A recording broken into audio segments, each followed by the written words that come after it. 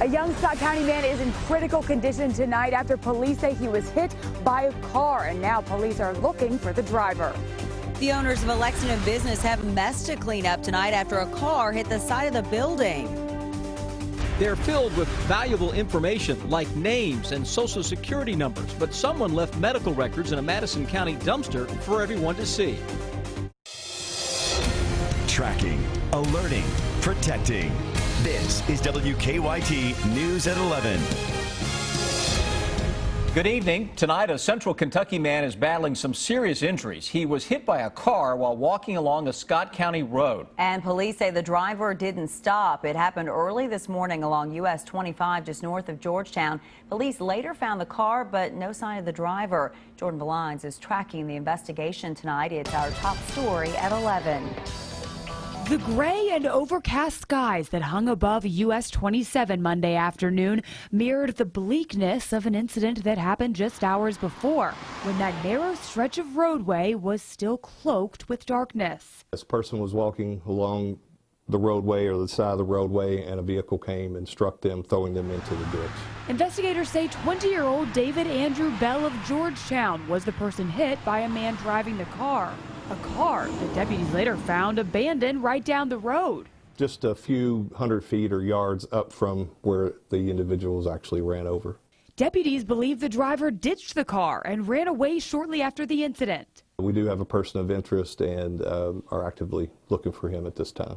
As for David Bell, the latest report that I have is that he is out of surgery. Out of surgery, but still in the intensive care unit here at UK Hospital. The Scott County Sheriff wasn't able to specify where David Bell's injuries were, but he did say they are considered to be life-threatening. Deputies are still investigating why Bell was walking along that dark roadway at such an early hour, but they say that Bell did have a job in the vicinity.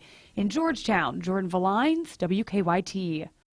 The Scott County Sheriff's Office now has the car involved in this morning's hit and run. Investigators are trying to figure out what caused a car to hit a Lexington business tonight. It happened just before 9 at Panel's Swim Shop on West Tiverton Way. Investigators say the car ran out of a parking lot, crossed the road, hit a tree, and then hit the back wall of the shop. Firefighters say the driver was taken to the hospital with minor injuries. No one else was injured. One of the owners of that shop later tweeted out this picture showing some damage on the inside of the business. Firefighters say the business should be able to open tomorrow. New tonight, police have charged a Knox County magistrate with assault and terroristic threatening. State police say they arrested Jerry Cox over the weekend. In January, investigators say Cox hit two men with his car, injuring them. And in April, they say he pointed a gun at some family members of those people. Cox denies the charges. He'll be arraigned later this month. He is bonded out of jail. It caught his attention. Dozens of boxes left in a Richmond dumpster. And inside, a man says he found many medical records with names, phone numbers, even social security numbers on them. But it's a mystery how this important information ended up in the trash. As Monique Blair tells us, the documents came from a business that closed years ago.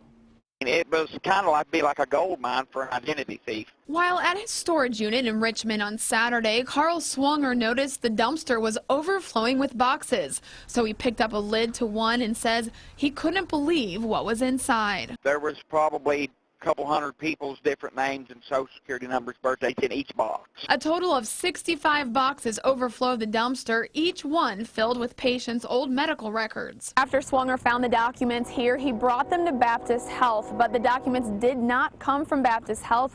They actually came from a company called Richmond Radiology. We're committed to making sure that they got to the right people and didn't get in the wrong hands any further. Jill Williams says the security team from Baptist Health Richmond picked up the total of 65 boxes from the dumpster after Swanger alerted them to what he found. We understand the importance of maintaining privacy of patients, no matter whether they're our patients or not. Williams says Richmond Radiology hasn't been in business in this area for several years, but her team is working to get them in touch with the documents. As for Baptist Health, Williams says the hospital follows a strict protocol when dealing with patients' personal records. There are some documents that may be kept for 7 years and then destroyed, which is typically shredded.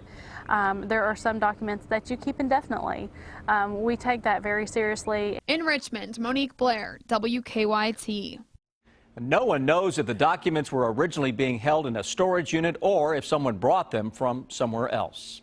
You probably noticed it outside. If you went outside, it felt a little chilly today, and it turns out this was the coolest June day in decades. Chief Meteorologist Chris Bailey has an early look at the forecast. Please say it's not going to continue this way. All right, it's going to get a little better over the next few days, though I still think your Tuesday and Wednesday will be a little cooler than what we should be seeing for this time of year. Speaking of cool, those temperatures really not moving very much at all from sun up through sundown and to where we are now with a lot of mid-50s that are showing up. 55 Lexington into Richmond, Danville and Somerset 54, a little cooler into Mount Sterling and the Moorhead area. Today's high temperature in Lexington 62 degrees. Now that occurred a little after midnight. At no point during the daylight today did we actually reach the 60s. You got to go back to 1967 to find a June high temperature that was colder than 62 degrees. As a matter of fact, if you go back to 1900, only 12 June days have been colder than the one that we had today. That's 3,451 days, by the way, if you're playing along at home. Today's rainfall numbers. Right around an inch into parts of central Kentucky, a pocket or two of 2-inch amounts into southern and southeastern Kentucky. Our WKYT weather watchers reporting in on rainfall numbers for the day. John Austin Jenkins over into Lawrenceburg, around 6/10 of an inch, a little under a half inch from Ron Malinowski in Georgetown, a little over a half inch into the Campbellsville area, courtesy of Chad Martis. Live First Alert Defender, nothing going on, but an area of low pressure continues to spin. Guys, as long as this upper level low is on top of the area, expect at least cooler than normal temperatures. We'll show you how long that does stay on top of us in just a few minutes. Chris, thank you. A man wanted for a string of crimes in central Kentucky is now in critical condition at UK Hospital after police say they shot him. The Scott County Sheriff's Office says deputies got a tip that William McKee was camping in some woods near North Elkhorn Creek last night. So the Sheriff's Office, Georgetown Police, and Kentucky State Police worked together and found him. But police say McKee had a gun with him. Ultimately, contact was made with Mr. McKee, and as we know, a firearm was displayed towards law enforcement on scene, and it did result in a shooting. Investigators say officers from all 3 police agencies fired shots. It's not clear how many times McKee was hit. Police say McKee was wanted in connection to a stolen weapon, and they think he robbed a Franklin County gas station using a sock. Police also call him a person of interest in burglaries at a couple of horse farms in Scott County. We have some new information tonight about the death of a man in Hardin County. Investigators have identified him as 35-year-old Jason Scott of Rineyville. They also say this is now a murder case. Police say Scott was found dead in the Vine Grove community yesterday. They're looking for 48-year-old Timothy Cruz in connection to this case. Police now have an arrest warrant for Cruz, charging him with murder. Tonight, a man faces a DUI charge after police say he crashed through the front yard of a state trooper's home. The Laurel County Sheriff's Office arrested the driver this afternoon. They say he lost control of his van on Barberville Road, went through the yard, hit a mailbox, and barely missed some parked vehicles. They say the driver admitted drinking bourbon before the crash. No one was injured. New tonight, an Eastern Kentucky family is upset. They say someone stole the flags that flew over a loved one's grave. Kentucky National Guard soldier Timothy Prater died 7 years ago. He's buried in the Jim Patrick Cemetery in Knott County. His family put up a flagpole over the grave with American and Kentucky flags on it. But his father says someone stole the flags over the weekend. I just can't imagine why that somebody would do something like that, because there's really not no monetary value in it as far as like taking it to the junkyard and getting whatever you can get out of it. The family says they just want the flags back, no questions asked. The Knott County Sheriff's Office is investigating the theft. Tonight, another Kentucky city has adopted an ordinance banning discrimination based on sexual orientation. The Fairness Coalition says the Midway City Council passed a fairness ordinance by a vote of 4-2. It bans discrimination in employment, housing, and public accommodations against gays, lesbians, bisexuals, and transgender people. Midway is the 8th Kentucky city to pass a fairness ordinance following Lexington, Frankfort, Moorhead, Danville, Louisville, Covington, and Vico. Bluegrass Community and Technical College and Georgetown College have formed a new partnership. BCTC leaders call it a bridge program for students who apply to Georgetown College but don't initially meet admission requirements. Those students will be allowed to enroll at BCTC, and after successfully completing one semester there, they'll be allowed to live on the Georgetown campus and take classes at Georgetown. New Inspector General report on airport security has some alarming findings. It claims that Homeland Security agents posing as passengers were able to sneak fake bombs and weapons past TSA checkpoints. The report says agents did that 67 times out of 70 attempts. The Department of Homeland Security Secretary has ordered immediate changes to help catch possible terrorists. Experts say the report shows a need for better technology at checkpoints and increased training for TSA agents. State police say a Lawrence County man died after being arrested. Louisa police arrested Billy Collins Friday night after they say he crashed his car while driving on a suspended license. While at the Louisa Police Department, police say Collins would not cooperate, hit an officer, and tried to barricade himself. Police say they used a taser on Collins and struck him with closed, empty hands. They say Collins then showed signs of a medical emergency and later died at the hospital. While police are investigating, they say at this point it appears none of the officers involved did anything criminal. Police have arrested a man they say gave marijuana to a 12-year-old girl. The Laurel County Sheriff's Office charged 18-year-old Andrew Burkhart with unlawful transaction with a minor and wanton endangerment. Deputies say after getting a tip, they found Burkhart and the girl together. They say the two are acquaintances, and he rolled a marijuana cigarette and gave it to her.